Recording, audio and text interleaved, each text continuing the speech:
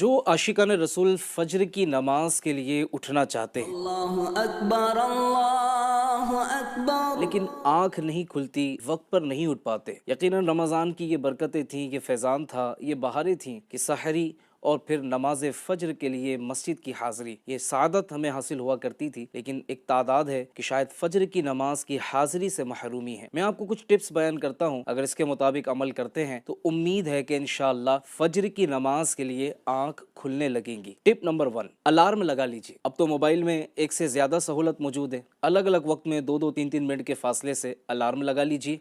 इंशाअल्लाहुल करीम इससे आपको उठने में मदद मिलेगी। टिप नंबर 2, किसी को बोलकर सोएं।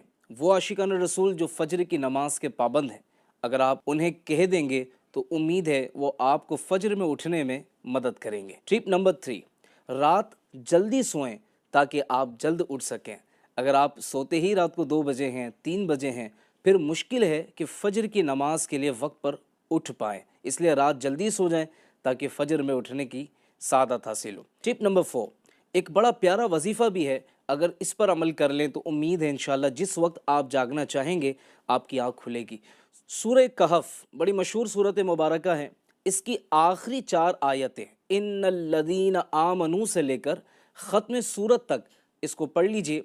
जिस वक्त उठने की नीयत से इसको पढ़ेंगे, अल्लाह पाक ने चाहा तो आपकी आँख ज़रूर खुलेगी। लेकिन शर्त यह है कि जब आप पढ़ें तो वो दुरुस्त अंदाज में पढ़ना होना चाहिए। अगर आप दुरुस्त नहीं पढ़ेंगे तो फिर मुश्किल होगा। इसलिए किसी सही कारी को, सही कुरान ख्वां को जो सही जानते हैं उनको एक मरतबा चेक भी करवा लीजिए। कोशिश कीजिए इन 4 पॉइंट्स के मुताबिक अमल करें। अल्लाह ने चाहा तो फ़ज्र की नमाज की पाबंदी करने में मदद हासिल होगी। सल्लु अलल हबीब सल्लल्लाहु तआला अला मुहम्मद सल्लल्लाहु अलैहि वसल्लम।